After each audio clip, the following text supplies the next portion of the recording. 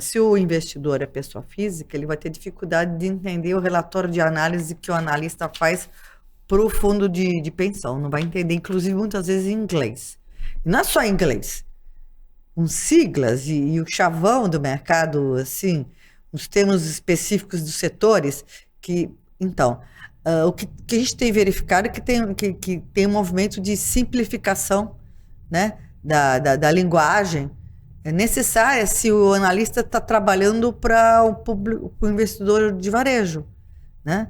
Porque se ele ficar falando daquele jeito mais sofisticado que ele falava com o gestor do fundo com previdência, não vai poder falar assim com o investidor individual. Olá, eu sou o Renato Fasolino e este é o podcast Tal Investimento. O mercado financeiro e de capitais está em constante evolução, com novos ativos e um público de investidores cada vez mais jovem e exigente. Por esse motivo, recai sobre os profissionais de relações com investidores e analistas de mercado a responsabilidade por oferecer os insumos e a educação para tomadas de decisão cada vez mais conscientes. Para falar sobre isso, eu tenho o grande prazer de apresentar a Lucy Souza, que é presidente executiva da APIMEC Brasil, Associação dos Analistas e Profissionais do Mercado de Capitais. Uma economista, graduada pela USP, com pós pela PUC e um doutorado pela Unicamp. Já foi analista de investimentos da Itaú e do Citi. Desde 2007, trabalha na APIMEC. E hoje está focada na implementação da autorregulação da atividade de analista de valores mobiliários. Também já foi professora de economia pela FAAP e hoje dá aulas no MBA de Engenharia Financeira da Poli, da USP de São Paulo. Portanto, Lucy, muito obrigado por participar desse episódio. É um prazer estar aqui. Muito legal. Conversa rica hoje, viu? Estou aqui à disposição. Relações com investidores. Sim. É. E o analista junto. E o analista junto. É isso aí. Vamos lá, conta um pouquinho da Lucy, por favor, da sua história. Daí a gente entra na conversa. Como você falou, eu sou economista, né? Estudei na FEA USP. E quando eu saí de lá, anos 80, o trabalho que tinha era trabalhar no mercado financeiro. Não era nem assim meu objetivo inicial. Cheguei a fazer um estágio na Secretaria do Planejamento, né? Mas aí o emprego que eu consegui foi um bom emprego. Eu entrei como analista júnior do Itaú Unibanco, né? Naquela época era a Unibanco, banco de investimento, agora que eles se juntaram, né, em 2008. Bom, e aí eu fui ser analista de investimento mais setorial, ou seja, em vez de ficar analisando os números da empresa, né, eu era analista sim, mas é o que se chama hoje de analista setorial, né? Não era macroeconômico, eu analisava os setores onde tinha ações negociadas em bolsa. E né? as variáveis econômicas ao redor. Que influenciavam os setores, né? Daí, a gente... É aquela análise de investimento que a gente chama de top-down, né? O economista, o estrategista faz o cenário internacional, político e macro, e depois nós, os que têm uma pegada setorial, que são só setoriais, avaliam desse macro, né? Quais são os setores que devem ir melhor. Entendi. E, obviamente, numa montagem de carteira, você põe mais peso nesses setores, né, que se espera que vá melhor dentro do quadro macroeconômico prospectado. Mas isso não quer dizer que a gente não coloque empresas de setores não considerados bons naquele ano. Porque em setores que não se espera um bom desempenho, tem empresas que têm bom desempenho. Aí, então a gente faz uma peneirada de baixo para cima, né, como a gente chama. E entra muitas variáveis, por exemplo, geopolíticas numa análise setorial? Com certeza.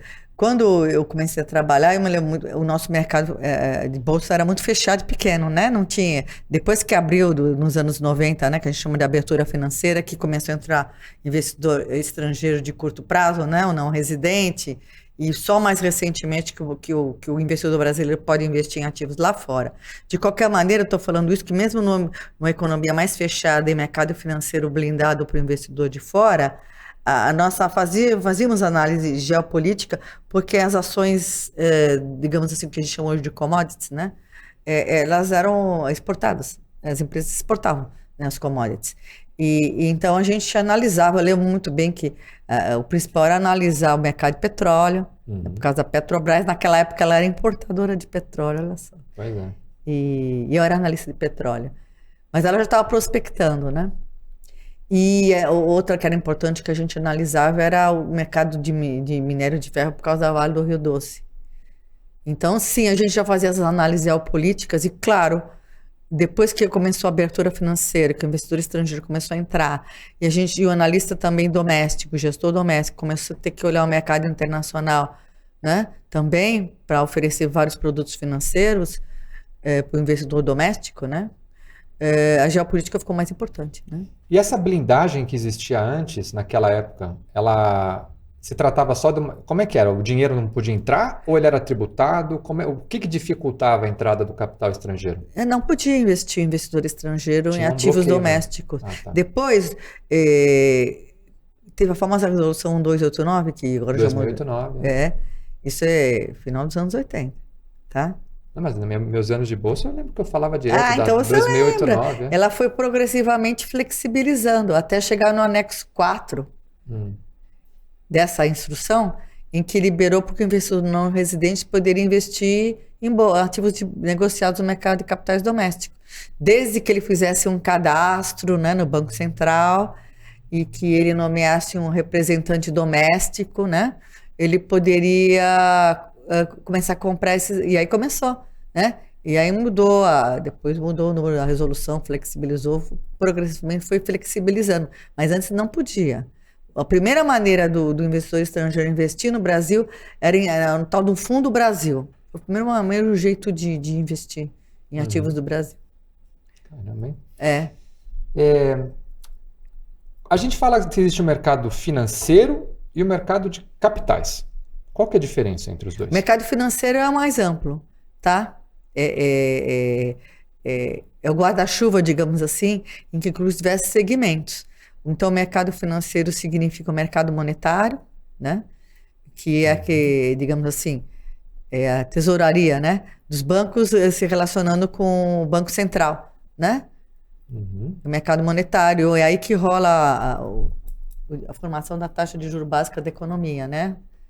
O Selic se forma aí nessa interação entre Banco Central e as tesourarias, né? Dos grandes dealers, né? Tá? Depois, isso é o mercado monetário, né? A curto prazo, curtíssimo prazo à vista. Depois a gente tem o mercado de crédito, que é um crédito tanto para as famílias quanto para as empresas, né? Qual que é a diferença entre mercado monetário e mercado de crédito?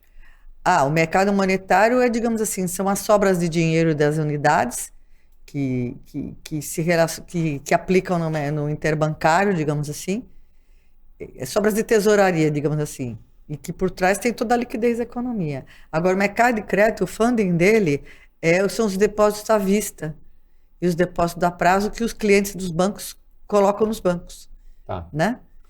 Então, o monetário, assim, pensando na cadeia, né? Surgiu lá no Tesouro, dinheiro surgiu, foi para o Banco Central pôs no banco, no Itaú, Bradesco, etc., né? E aí, desse dinheiro que chega lá, surge a possibilidade do crédito pro João que vai comprar uma casa?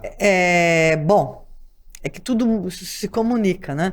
Se você quer pensar, às vezes eu gosto quando eu dou aula, eu gosto de dar um corte assim, que é muito educativo e aconteceu, é um caso real, você lembra do Plano Real. Sim. E no Plano Real a gente não, né? Houve um recolhimento toda a moeda velha e foi recolocar, eles fizeram uma estimativa que o M1, quer dizer, o dinheiro básico da economia, o dinheiro emitido, a moeda, se eu não me engano, eles estimaram que deviam emitir 7,5 bilhões de reais. Era o dinheiro que precisava para a injeção inicial ali. Monetizar a economia. Depois eu lembro que eles tiveram que levantar para 9 bilhões. Então, esse é o chamado M1. É o dinheiro que o Banco Central emite, né? Mesmo.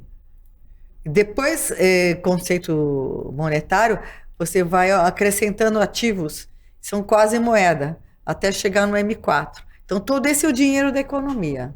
Isso é o mercado monetário. Mas é claro que as coisas não são bem assim. O dinheiro que entra nos bancos, ele é emprestado, né? Então, o mercado monetário se relaciona com o outro segundo segmento, que é o mercado de crédito, né? Ou seja, os bancos, com as suas limitações e respeitada a regulamentação junto ao Banco Central, vai poder emprestar parte desse dinheiro, né, para os seus clientes. Que aí seguindo lá os Basileias da vida, seguindo... Respeitando os limites da Basileia, porque os bancos têm que ter um nível de capital próprio para assegurar, digamos assim, esses empréstimos que ele dá. Tá, Mas tudo isso é uma mistura de mercado monetário com mercado de crédito. Aí isso tudo dentro do mercado financeiro ainda. Isso, aí vamos para o terceiro segmento do mercado financeiro, que é o mercado de câmbio. Ok.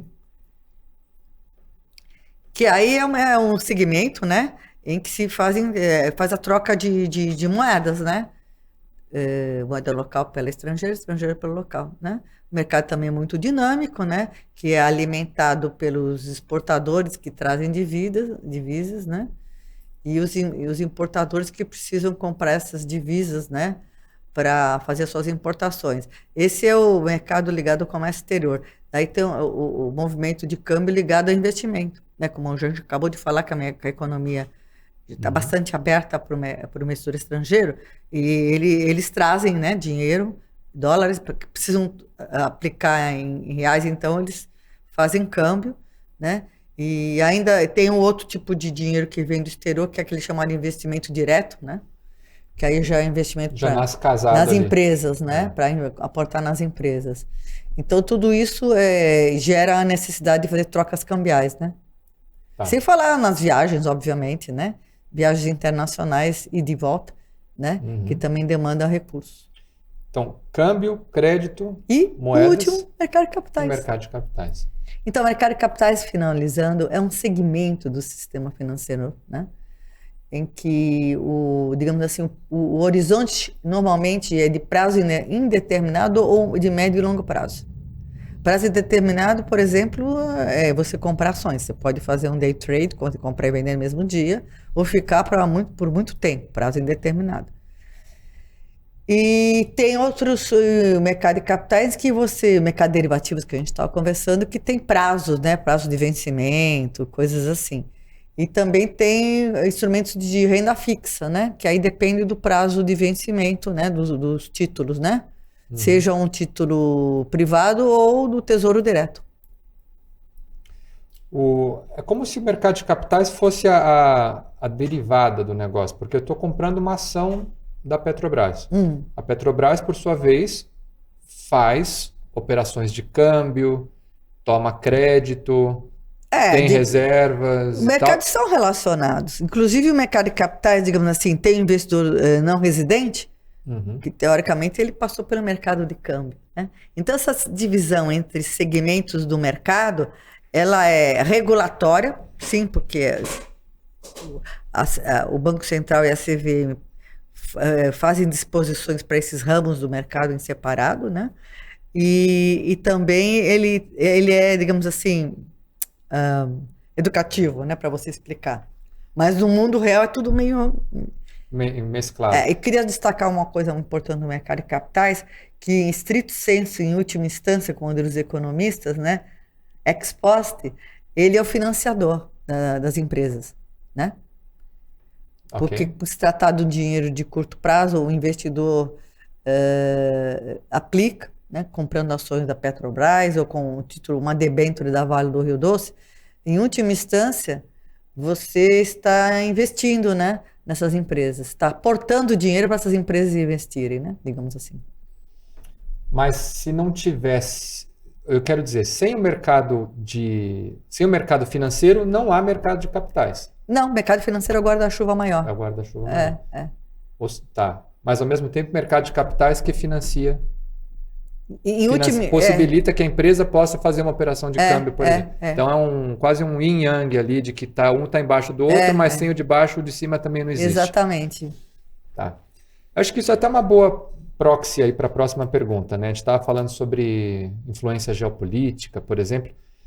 Como que uma variável macroeconômica influencia o mercado de capitais? Como é que, por exemplo, uma Petrobras, como é que a taxa de juros influencia ela? Como é que o câmbio influencia ali o balanço dela que vai resultar num dividendo maior ou menor. Como é que Boa isso... pergunta. Vamos usar a Petrobras porque ela é muito representativa, né? Tá. Assim, como analista, eu já fui analista da Petrobras, inclusive, das primeiras que acertou a projeção de lucro de essa passagem, mas é coisa antiga. É que é muito complexa a projeção da Petrobras. Mas veja bem, vamos começar pelo começo. A Petrobras, ela é produtora de uma commodity cujo preço de referência é internacional, certo?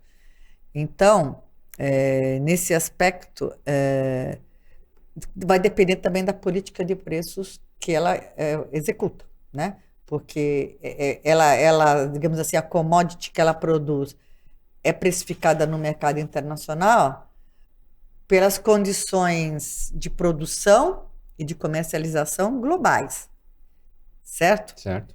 Tanto é que se a gente fica numa recessão, a demanda cai pelo petróleo.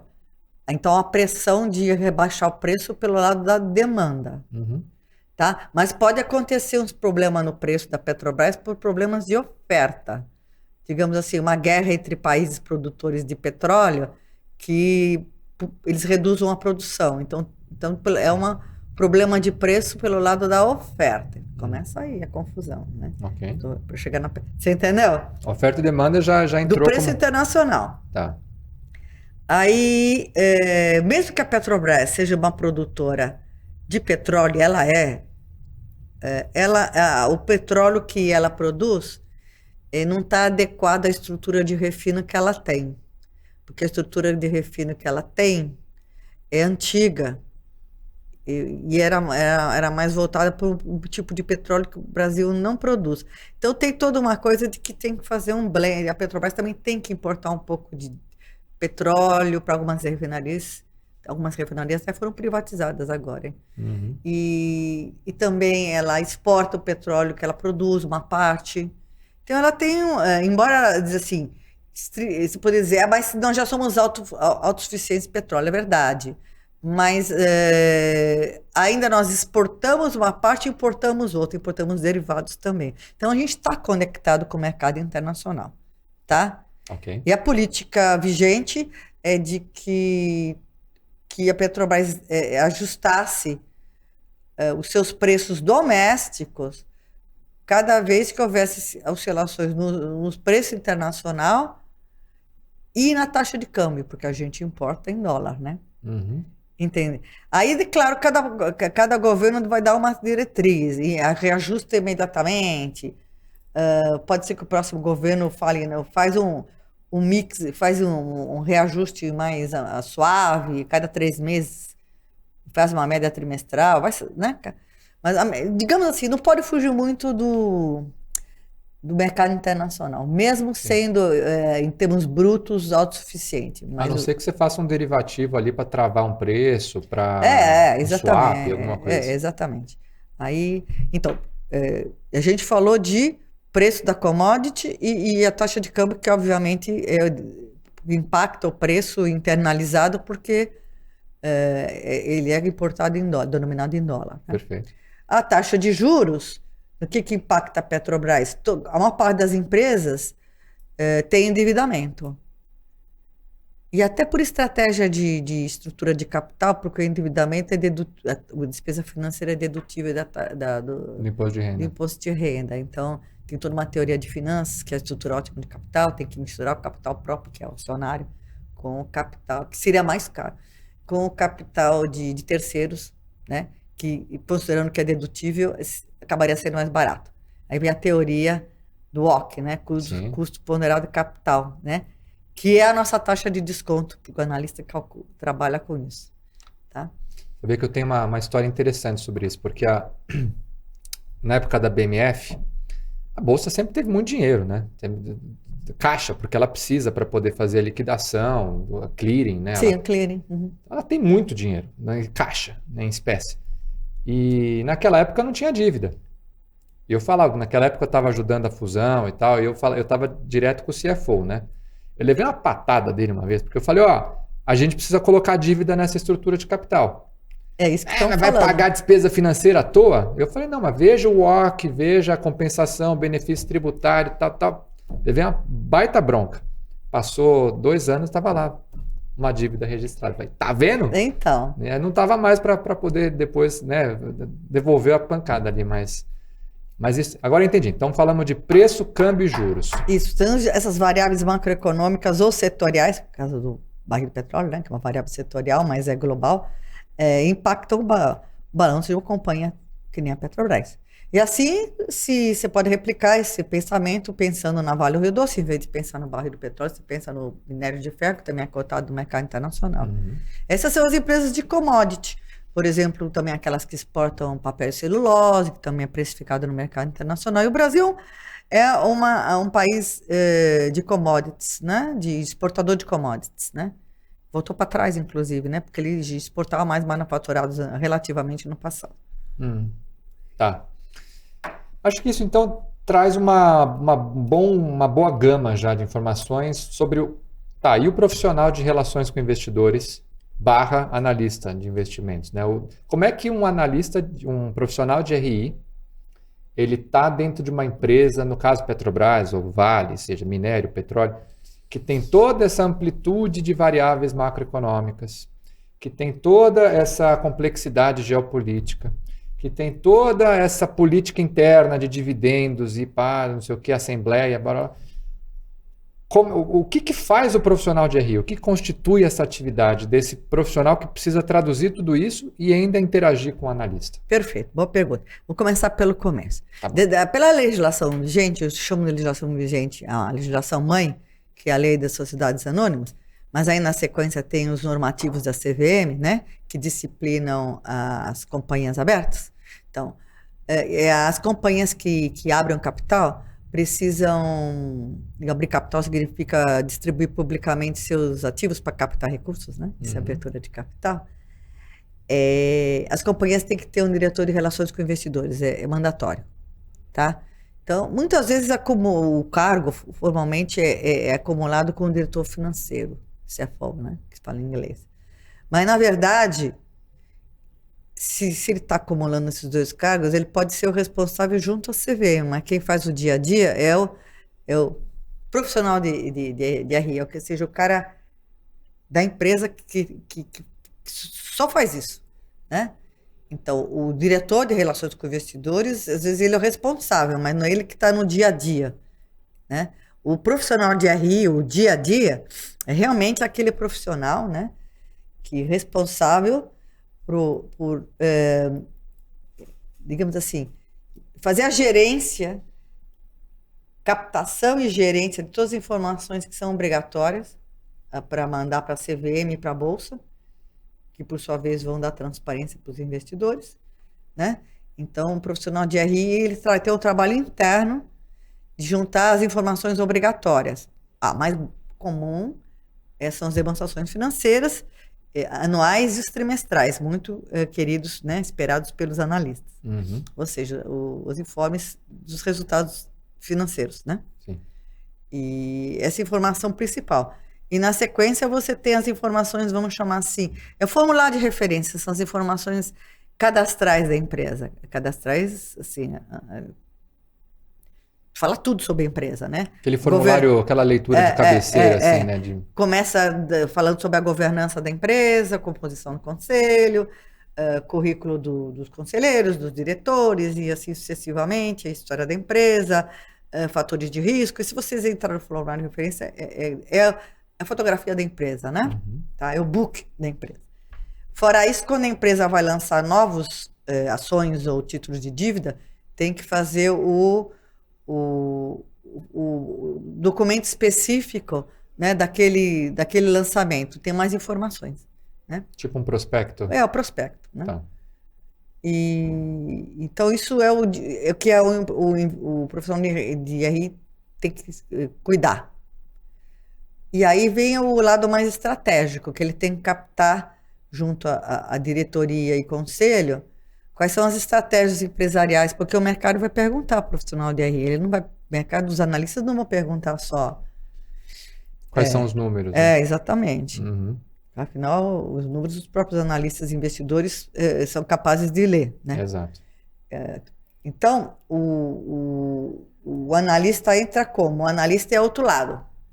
Ele é aquele que vai colher, vai ler essas informações distribuídas pelo profissional de RI, as obrigatórias, mas as voluntárias também, né?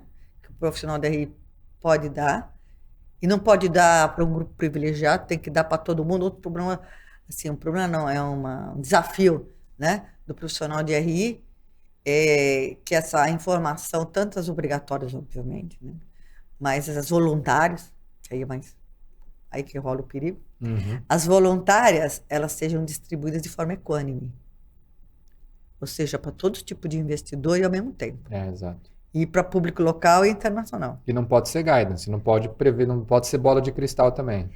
É o que a gente chama de guidance, é, digamos assim, uma perspectiva de, né, de desempenho, mas que tem que ser publicada para todo mundo e que, se por acaso o profissional de RI, no curso do ano, digamos assim, vê que não vai rolar, não vai conseguir chegar lá, ele tem que fazer a retificação pública. O guidance, normalmente, o profissional de RI fala: nossa receita vai crescer na faixa de 5% a 10%, vamos manter a mesma margem bruta, esse tipo de coisa. Nosso investimento está orçado na casa de tantos milhões. São as ideias, né? Para o ano em curso, para os analistas querem é isso. Porque o passado interessa só para ter a fotografia, entender como é que a empresa chegou até ali. Né? Mas o que interessa agora é o futuro, porque os preços se formam por causa das expectativas de desempenho da companhia, não é? Sim. E quando fala de analista, existe aquela figura do analista, fala sell side e o buy side. Né? O sell side, por favor. Então, analista de investimento, então, é o profissional que fica em corretoras ou em empresas independentes de análise, né? Corretoras também independentes ou pertencentes a grandes grupos financeiros. Então, o analista é aquele que solta... O que caracteriza um analista? É aquele profissional que faz recomendação de investimento. Que essa recomendação de investimento tanto pode estar num relatório de análise escrito, claro que agora é né, um PDF, coisa assim, né? Quanto pode ser uma fala numa mídia social, num portal financeiro. Isso é uma recomendação de investimento. Normalmente ele vai recomendar ação de tal empresa que hoje está 20, tem o preço justo é 30. Então tem um upgrade, o ganho, né, de 20 a 30 e esperado, né? Tá? Porque esse preço justo foi ele que calculou com esses elementos que o profissional de RI deu para ele. E esse profissional, ele tem que ser uma pessoa com registro, tem que ter um certificado. Exatamente. Você pediu a divisão entre... Eu falei analista de maneira geral, mas a gente pode dividir assim... sell side e buy side. Isso. O sell side é aquele que efetivamente distribui a recomendação de investimento via corretora para clientes.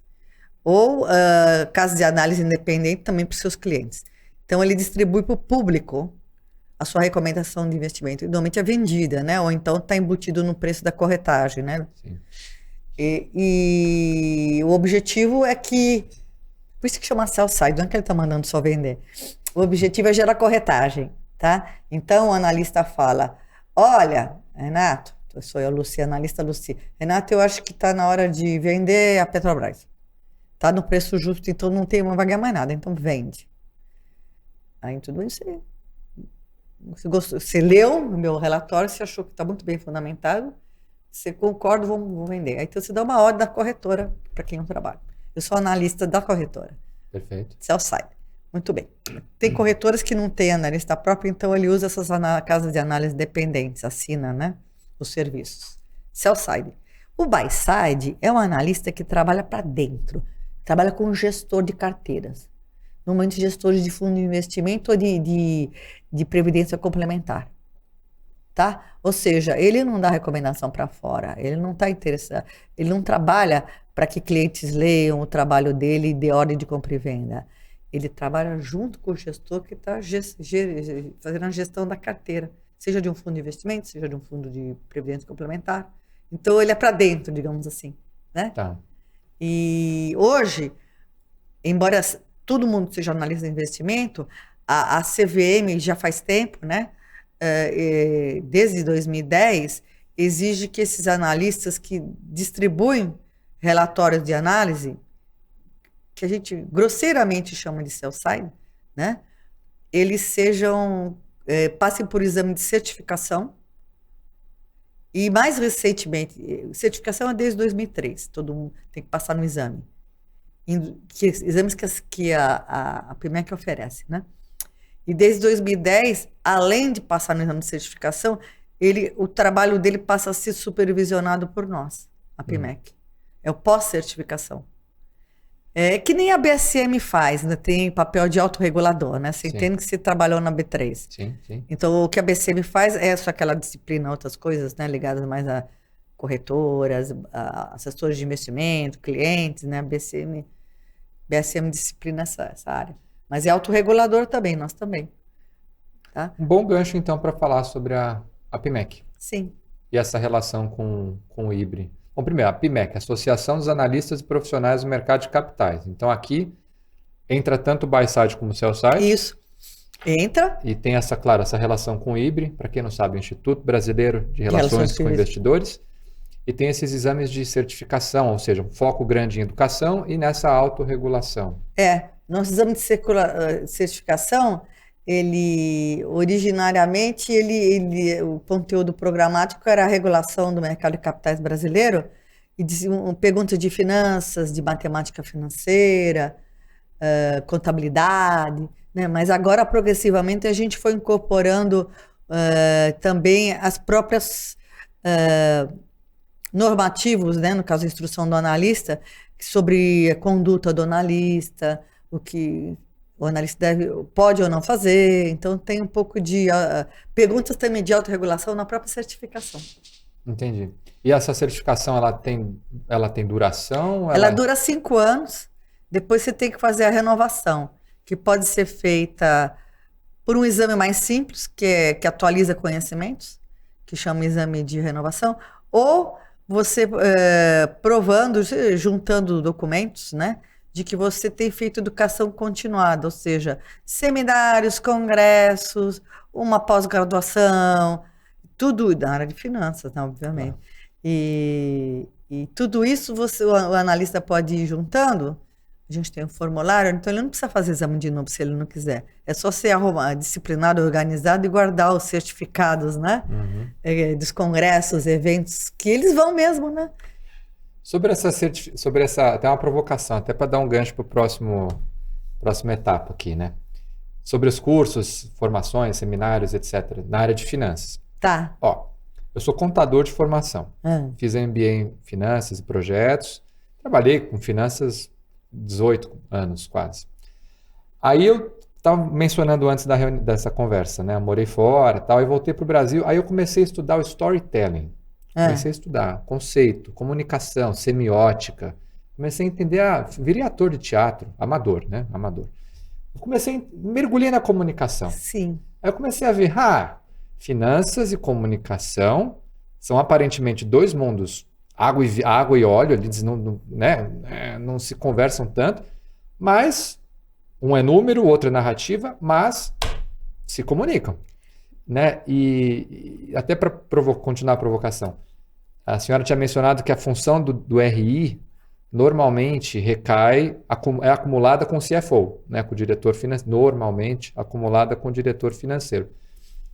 Mas se você for para os Estados Unidos, por exemplo, ou até mesmo para onde que está indo o RI, o mercado de capitais, os novos ativos, as redes sociais, a comunicação, ela tá entrando, então o papel da narrativa de se contar uma história financeira está ficando cada vez mais importante. Eu diria que eu acompanhei esse processo, porque eu já estou bem histórica no mercado de capitais, né? 40 anos no mercado, desde que eu entrei, jovenzinha.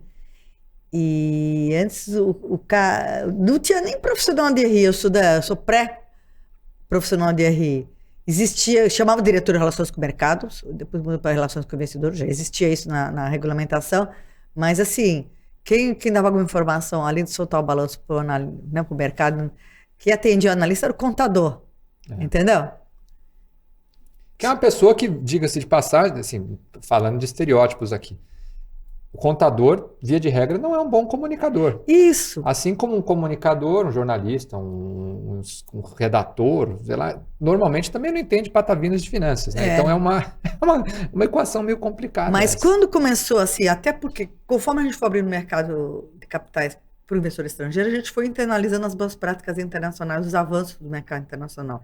Então, por exemplo, os Estados Unidos, a Inglaterra, né, já tinha uma atividade, vamos chamar assim, de relações com investidores muito mais avançada. Então, não era só dar o balanço e o contador explicar por que abaixou 1% ou 2%. Nada contra os contadores, porque eu trabalhei, comecei minha carreira, eu falei, antes de ser analista de investimento, eu fui trainee da Price. Mas foi só um ano. Mas eu aprendi contabilidade bem, eu gosto. Mas, enfim, o que eu quero dizer é que eu acompanhei bem nos anos 90 para cá, principalmente, como a área de, digamos assim, de relações com o mercado virou relações com investidores, e que o profissional de RI, além de ter de uma expertise em finanças, né, uma formação ou inicial ou secundária em finanças, ele teve que se habilitar na comunicação, né, saber se comunicar e, com o avanço tecnológico, conhecer as ferramentas, né, de comunicação para atingir os diversos públicos, né? Porque os investidores são muito diferentes uns dos outros, né? Tem um investidor pequeno de varejo, que a gente chama, que também não é igual. Às vezes tem um cara que compra e vende, aí tem um cara que acumula posições, né? Até o investidor pequeno de varejo é diferente um do outro. Mas imagina o gestor de uma carteira de previdência, de um fundo de investimento para estrangeiros. Então, enfim, você tem que saber se comunicar com os diversos públicos. Então, assim, a habilidade de comunicação, formação em comunicação começou mais a ser requerida para essa atividade. Né? É isso que eu tenho a dizer. Eu vivenciei nesses 40 anos de mercado como mudou, sofisticou, eu diria, né? Então, assim, pensando numa comunicação para um gestor de um fundo ou para um analista, aí eu acho que talvez, né, a minha percepção, talvez valha menos o skill do RI de ser um bom orador, de ser um bom escritor, porque teoricamente o analista, o gestor do fundo, ele já entende dos números, ele quer saber mais uma coisa quantitativa para alimentar o modelo dele e tal. Mas se a gente pensar, eu estou falando de uma forma bem ampla, mas se a gente pensar num público geral de investidores, hoje existem 5.400.000 investidores pessoa física na Bolsa. A grande maioria esmagadora dessas pessoas não faz ideia do que seja uma demonstração de resultado, como é que você calcula um fluxo de caixa, como é que uma variável macroeconômica influencia a receita daquela empresa e aí por diante. E cai um pouco nessa complexidade da análise fundamentalista que eu sinto que falta hoje. Porque tá cheio de canal no YouTube, tá cheio de guru do mercado aí que fica dando pitaco, a ação tá cara, a ação tá barata, não sei o quê. Mas pouca gente entra no mérito fundamentalista, para explicar um negócio. Sim. Esse podcast ele nasceu para isso, para falar, ao invés de discutir se a ação da Petrobras tá cara ou tá barata, assim, o que a Petrobras faz? Petróleo, tá, mas o que de petróleo? Onde que ela investe? Quanto custa esse investimento? Ela pega esse dinheiro da onde? Para quem que ela vende, né? Ou seja, entrar nessa complexidade tem um problema aí, porque o interlocutor, via de regra, não tem base educacional para digerir esse negócio. Sim. E, ao mesmo tempo, é necessário para tomar uma decisão consciente. Então, a gente tem uma cadeia. De um lado, o profissional de RI está lá na empresa, né, captando as informações obrigatórias e voluntárias para passar para vários tipos de investidores. Né? Muitas vezes é mediado pelo analista, esse que vai falar com o investidor. Né? E aí, se o investidor é um gestor de fundo de pensão, eles podem falar de maneira bem complexa, em siglas, né?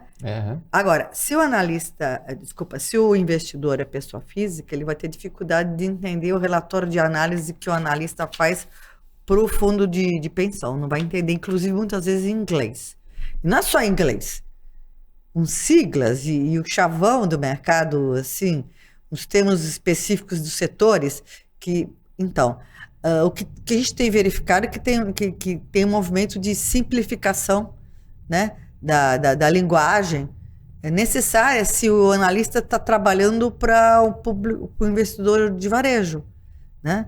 Porque se ele ficar falando daquele jeito mais sofisticado que ele falava com o gestor do fundo com previdência, não vai poder falar assim com o investidor individual.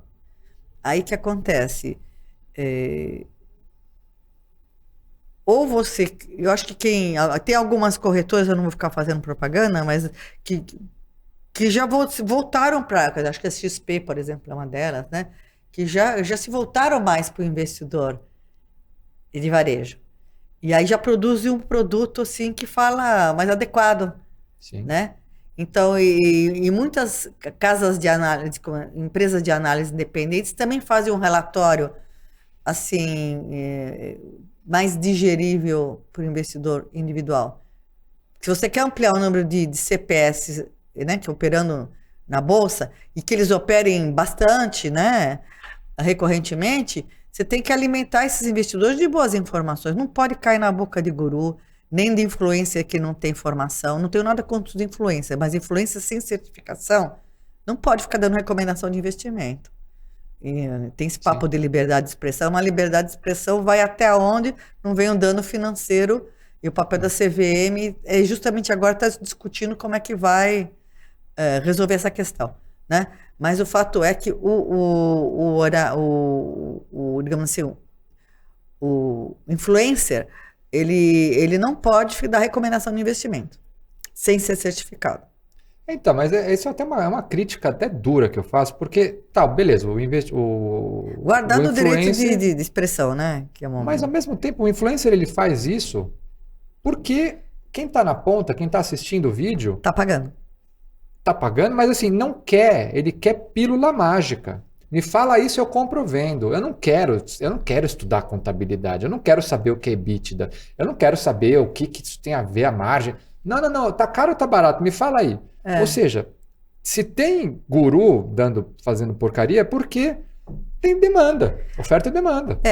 Sobre o influencer, deixando claro que a CVM recentemente colocou assim, respeitando a liberdade de expressão, você pode falar o que você quiser, desde que você está falando de você ganhar dinheiro com isso, o que a gente sabe muito bem que não é bem assim, né? Ninguém está lá de graça. Certo? Então, é isso que está especificado, né? Se ele está ganhando dinheiro fazendo recomendação de investimento, ele deveria estar certificado, tá? Bom, deixando esse assunto de lado, vamos falar do porquê que esses caras fazem sucesso, né? Sim, eu acho que falta educação financeira para o investidor, é uma coisa que a CVM tem batalhado muito, e a Bolsa também, né? Educação financeira, porque você tem que alertar o investidor de que ele tem que saber minimamente as características do ativo financeiro, né, que ele está comprando. Exatamente. E os riscos que ele está incorrendo, tá? Tudo bem, ele não é especialista, tem muito médico, engenheiro, tem um dinheirinho, gosta de bolsa, tal. Então é o seguinte, assina um portal de investimento com analistas certificados e pelo menos aceite as recomendações de quem é certificado, de quem está preparado para dar essa recomendação, que o risco é menor. Sim. O risco é menor, tá? Você entende o que eu quero dizer? Claro. Eu sou uma professora de linguística, não é meu caso, mas eu gosto de ações. Então, eu vou fazer um cadastro de uma corretora, vou receber os relatórios de análise, espero que essa corretora faça um relatório de análise inteligível para o investidor de varejo, né? E aí eu vou acreditar na recomendação do analista, tudo bem, não preciso entender todos os números. Agora, comprar cega, seguir um guru, ter aqueles repita minha carteira, isso é enganação, né? E vai mais fundo essa história, porque a gente está falando de ativos regulados. A gente está falando de ações. Valores imobiliários. Valores imobiliários, CVM, Banco Central e tal. Mas hoje em dia, tem um estudo acho que é Brunswick Capital, eles fizeram um estudo muito interessante que vê da onde que as pessoas buscam informações, a rede social, claro, está estourando muito, Aham. e também a média, a faixa etária. Então, o público está cada vez mais jovem. E um público cada vez mais jovem está diversificando cada vez mais também. Uhum. Comprando o quê? NFT, criptomoeda, né? Coisas que ainda não estão reguladas. Sim. Eu fico pensando, e o RI disso? E o RI do cara Não que tem tá RI. comprando um token do treco do macaquinho que é digital 3D, que faz parte de uma história. Meu Deus do céu. E Não custa tem RI. US$ 100.000. Se a CVM, alguns órgãos reguladores estão tentando, né, regular algum desses novos ativos, é, quando a CVM disser que determinados ativos são valores mobiliários, eles passam a ser regulados. Mas aí tem que ter algum responsável, digamos assim, um RI, É isso aí. responsável pelo emissor, para dar comunicação em nome do emissor, né? Que é o que a RI faz. O emissor normalmente é companhia aberta. Mas esses novos ativos não são companhias, os emissores não são companhias abertas, né? Não. Ficamos num mundo opaco, né? É. E com um risco muito maior. Já está acontecendo gente perder muito dinheiro, né? Porque mesmo eu vi que muita gente ganhando muito dinheiro com criptoativos, né? Bitcoins, né? Teve era muito dinheiro com bitcoins, porque a Mineração. formação tem a ver também com oferta e demanda, né? E de repente o negócio não ficou só para cima, também começou a cair, né? Sim. Volatilidade, que volatilidade significa a variação em relação a um preço médio, digamos assim, né? Uma cotação média. E então esses ativos financeiros não regulados novos, né? Eles são muito arriscados porque você não tem um RI, digamos, do emissor, né? Normalmente quem apresenta esses produtos é quem, digamos assim, quem está vendendo, né? Quem está distribuindo. E é difícil para o investidor conversar com essas pessoas e ter informações relevantes sobre o que é efetivamente esse ativo e os riscos. Isso meio que conversa, né, com esse ponto que a gente estava falando antes, sobre a reputação e o valuation andando lado a lado, né? Porque se tem tanta gente que compra Bitcoin, criptomoedas, NFTs da vida, é porque tem muita história sendo contada aí sobre esses ativos. Ó, esses Sim. ativos, não só o lado da valorização e tal, mas assim, o lado, o que raios que é esse tal desse token? Então, assim, conversa com a reputação, porque por mais que no caso desse novo ativo digital não haja um emissor formal registrado na CVM e tal, todo mundo sabe quem que está emitindo esse token. Pode ser uma marca de uma roupa, pode ser um gamer. Então, assim, e a reputação está aí.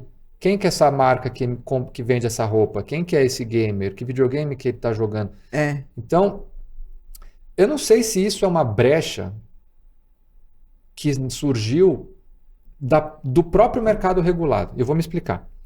Pega o ESG. Existe uma estatística da Google Cloud lá com a Harris Paul que fala 60% dos CEOs globais admitem categoricamente que praticam greenwashing. Por quê? Porque eles têm que estar bem na foto, eles têm que pintar a lixeira de verde, eles têm que contratar funcionários de várias minorias, tem que estar bonito na foto. Porque senão não consegue capital, porque senão o pessoal não tem liquidez na bolsa e tal. Então eu acho que mora um pouco aí, porque já está meio relativizado o negócio. Então, se a empresa também não presta todas as informações que ela deveria, ou se ela tem o direito de mentir ou omitir, por que um token não pode fazer o mesmo? Por que um ativo não regulado não pode fazer o mesmo? Eu acho que é daí que surge esse espaço. Esse espaço para essa perda ou para essa ausência de informação. Bom, eu vou falar duas coisas, falou coisas bem interessantes, bem conectadas. Eu estava só lembrando sobre o greenwashing. Eu acho que eu falei para você antes que emanou do mercado internacional, da contabilidade internacional, do IASB, né, que faz o IFRS, uma nova, um novo, digamos assim, um novo departamento. E se o FRS dispõe sobre informação contábil, né, e o Brasil pratica essa informação contábil internacional, agora a gente tem as informações de pronunciamento sobre sustentabilidade, e que no Brasil a gente já internalizou e chama CBPS, Comitê Brasileiro de Pronunciamento de Sustentabilidade. Isso justamente serve também para combater ou mitigar o greenwashing, tá? Ou seja, como as empresas devem pronunciar, né, pronunciamentos, as suas práticas de sustentabilidade socioambiental, né? Então, só para lembrar que sim, existe o greenwashing, é fato, e agora existe um movimento para tentar combater ou mitigar o greenwashing das companhias abertas, digamos assim, das companhias que estão no ambiente regulado. Agora, claro que tem um lado que não está regulado, mas não é de hoje. Talvez o mundo hoje, com o avanço tecnológico, isso apareça mais. Mas já há muito tempo que a gente estuda economia, a gente fala que existem as inovações financeiras. Ou seja, o mercado é muito criativo, né? É feito para isso, né? Na busca do lucro. E vai criando produtos ou práticas que fogem ao regulador, né? Que fogem ao ambiente regulatório, chamadas inovações financeiras. E daí o regulador vai atrás, que é bem agora o regulador indo atrás dos criptoativos e das práticas de emissão descentralizada, né? Caso do blockchain, né? E para ver o que faz com isso, né? Porque normalmente a inovação financeira, quem solta ela primeiro ganha muito dinheiro, depois vai todo mundo atrás. Aí sempre dá, o mercado é volátil, de vez em quando dá umas baixas e o pessoal perde sem saber por quê, né? Sem falar até nas coisas piores ainda, que são aquelas pirâmides, né? Que o pessoal inventa. Bom, tá, então a nossa preocupação é um mercado agora que parece que aparentemente crescente, claro, digitalizado, não regulado, com grande risco, que pode, se dar uma quebradeira, o negócio é pior que o subprime. Sistêmico, né, Lili? Sistêmico, né? E eu acho que todos os reguladores estão nesse momento vendo como tratar tudo isso. Como é que e o analista nessa história? Como é que um analista põe isso numa planilha e cospe ali uma recomendação que seja alinhada à lógica econômica? Afinal, o capitalismo existe ainda, né? Não foi substituído por um novo modelo. E eu acho que nem vai se... enfim, política de lado. Mas, assim, como é que o analista reflete isso? Então, esquecemos de falar, mas nunca é tarde, que o analista, você até tocou na palavra, a gente tem, além de ter a divisão sell-side by-side, essa divisão sell-side by-side se aplica para o analista fundamentalista, ou seja, aquele que faz a análise macroeconômica setorial e do balanço. Mas tem um outro analista, que é o analista gráfico, ou técnico, que também é certificado e regulado, autorregulado pela PMEC. Tá? É o chamado grafista. Que esse analista faz? Ele analisa mais a formação de preços e a tendência dos gráficos dos preços e volumes. Então, eu acho que esses ativos novos, quando tiverem um mercado assim... bom, o Bitcoin já tem, várias criptomoedas já tem muito volume, uma boa formação de preço. Dá para você fazer uma análise gráfica, até fazer recomendações olhando os gráficos e as tendências, média móvel, aquelas coisas que o analista linha de sustentação. Isso. Eu acho que esses novos ativos, eles se prestam mais à análise técnica. Quando eles já tiverem, de novo, um bom volume de negociação, uma transparência na precificação, tá? Aí você pode fazer uma análise técnica, certo. Tá? Agora, a análise fundamentalista para esses ativos é mais complicado, né? Mas é a mais divertida, porque é muito mais variável, é para pirar mesmo. Mas se não tem fundamentalista, não dá para ser só gráfico também. Tem que ter o fundamentalista.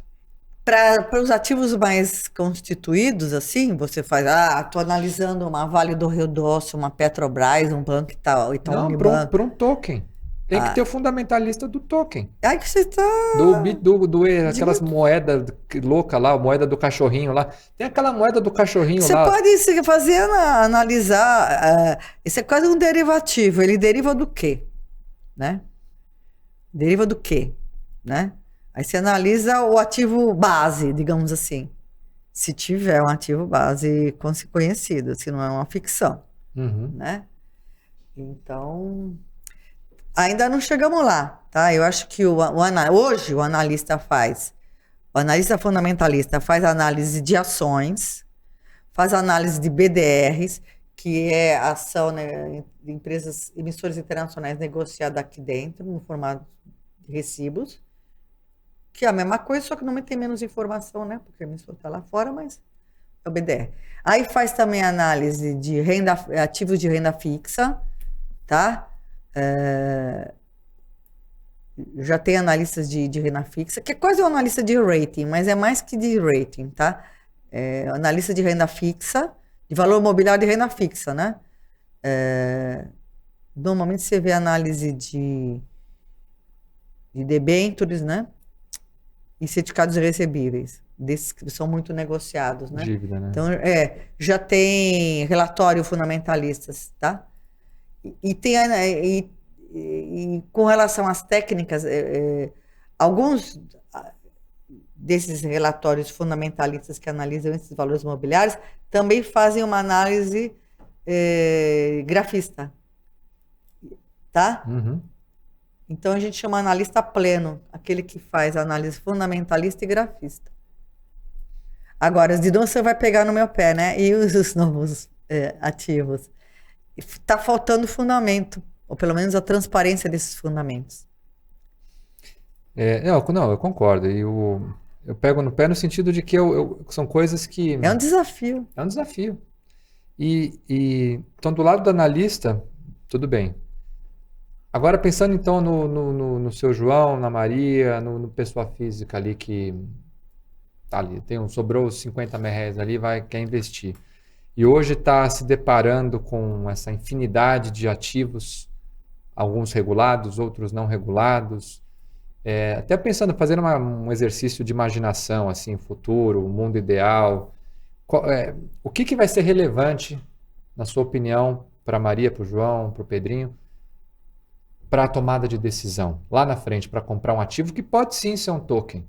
Né? Mas pode ser um token. Sim. O que vai ser relevante para essa pessoa e qual que é o papel da educação financeira, pensando no investidor agora? Eu acho que para essa pessoa, investidor de varejo, né, que não é um profissional de investimento, ele deve, o que se espera, ele ter mais educação financeira no sentido de que ele, pelo menos, saiba a natureza do ativo que ele está comprando, tá?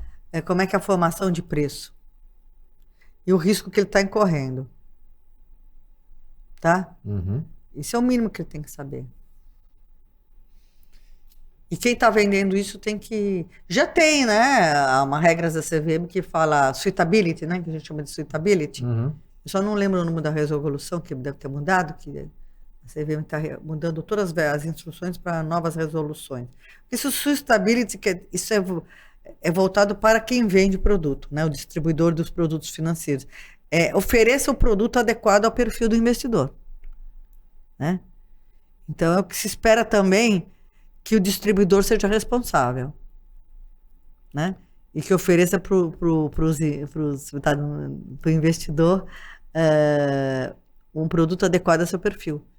É o mínimo. Não tem como fugir de um código de ética, às vezes não formal, carimbado, mas quase como um princípio de uma moral, né? Sim, esses profissionais de distribuição, a maior parte deles, que trabalham no mercado formal, né? Não estou falando de coisas, né, no mercado paralelo, mas que oferecem produtos né, no mercado formal, eles têm que ser certificados bem na CVM, que certifica a Anbima, né? são os profissionais de distribuição, né? A certificação CPA 10 e 20, né? E se for o corretor da corretora, ou seja, que chamava antes agente autônomo, agora chama assessor de investimento, ele também é certificado. E todas essas certificações questionam ou cobram, né, do candidato essa questão de oferecer produtos para o perfil adequado do investidor. Então, é uma responsabilidade dos profissionais de distribuição oferecer coisas adequadas ao investidor. Então, todo mundo tem uma participação nessa história, né? Sim. Então, queria deixar um grande agradecimento. Essa conversa está sendo muito rica. E eu gosto, então, como a gente já está meio que já no espectro agora da visão, do futuro e tal, eu gosto sempre de vincular as coisas, os assuntos, com uma perspectiva de empreendedorismo. Então, para um agente autônomo, para um investidor, para que não fique só naquela coisa, eu estou comprando esse ativo porque tem um potencialzinho aqui, não sei o que e tal. Pensando como é que essa atividade de investimento dessa pessoa, que pode gerar um lucrinho ali, ou não. Sim. Como é que isso se mescla a forma como essa pessoa conduz a própria carreira ou a própria família? Às vezes, com esse dinheiro, ela pode investir num novo curso, ou comprar um ativo que possa gerar um novo negócio. Como é que essa educação, essa transparência, essa geração de riqueza econômica associada a isso que a gente está falando, como é que isso melhora a vida das pessoas? Nossa, a pergunta bem quase aberta. que filosófica. Tal investimento, né? Então, vou voltar à macroeconomia, tá? Tá O que é poupança em termos macroeconômicos? A parcela da renda não consumida. Então, a primeira coisa que o investidor tem, a pessoa, né? Estou chamando de investidor, mas o cidadão, ele tem que pensar como que a renda que ele tem, que às vezes não é uma grande coisa, né? Mas tem gente que ganha muito. Mas, assim, antes de mais nada, pensar no que é necessário para o consumo, né? E o que ela vai poder separar para a poupança. Essa poupança vai virar uma aplicação financeira, certo? Muito bem. Depois ele tem que pensar no horizonte de investimento. Ele está, digamos assim, sacrificando seu consumo imediato para quê? Por que está guardando dinheiro? Que planos você tem? Você está feliz na sua vida sendo um funcionário de uma empresa ou você quer ter um negócio próprio? Se você tem um negócio próprio, é um risco grande. Você tem que guardar um dinheiro suficiente, né? Para que, às vezes, o negócio próprio não dá certo logo de cara. Então, você tem que ver o que você quer fazer da sua vida, tá? Você quer ser empreendedor, você precisa juntar um pouco de dinheiro. Claro que depois, se você vai indo bem, você consegue até um microcrédito, depois um crédito né? Junto aos bancos, aí você vai progredindo. Uhum. Mas, então, você tem que guardar um dinheirinho para o seu sonho. Você quer ser empreendedor, né? O que mais você me perguntou? Empreendedorismo e a condução da vida geral, família, o Sim, trabalho. e quando você pensar digamos assim, ser um empreendedor, você tem que pensar que negócio, né? Que afinidades você tem. Porque é muita ilusão eu quero trabalhar por conta própria. Na verdade, você vai ser um autônomo mal remunerado, né? Então, aprendi isso na marra, viu? Então você tem que falar assim, eu realmente quero trabalhar em projetos de manutenção da floresta em pé, tá? Tocando num assunto novo. Eu quero fazer isso, então eu quero fazer um negócio e uma coisa que eu quero, para mim, assim, filosoficamente, digamos assim. Uma visão de mundo, né? Visão de mundo, que é o melhor que tem, você conseguir empreender numa coisa que tem afinidade com a tua visão do mundo, né? Então, agora, às vezes as coisas aí tem a segunda coisa a perguntar, qual é o risco desse negócio? Normalmente, quando nós estamos com produtos novos, eles têm um risco maior de não dar certo, né? Todo mundo sabe, né? A quantidade de startups que começam e morrem loguinho na sequência, né? É enorme. Todo mundo fica falando dos unicórnios, que virou 1 bilhão. E quantos morreram pelo caminho? Muitos mais bilhões morreram pelo caminho. Essa bolha já estourou também. Essa febre do unicórnio já esfriou também. Pois é. Então, enfim, primeiro, não cair na conversa dos bilionários, porque são poucos, a maior parte das pessoas tem negócios, mesmo empreendedores bem-sucedidos, a vida não é fácil, não, os lucros são pequenos, você tem que trabalhar muito e correr muitos riscos e não cai nessa conversa de unicórnio bilionário. Isso para poucos. É isso que eu tenho a dizer. E eu acho que a gente tem os empreendedores e nós, se resolvemos sempre fazer um negócio próprio, a gente tem realmente mais chance quando escolhe um ramo de atividade que tem afinidade com o seu modelo de vida, o seu pensamento de vida, né? Certo?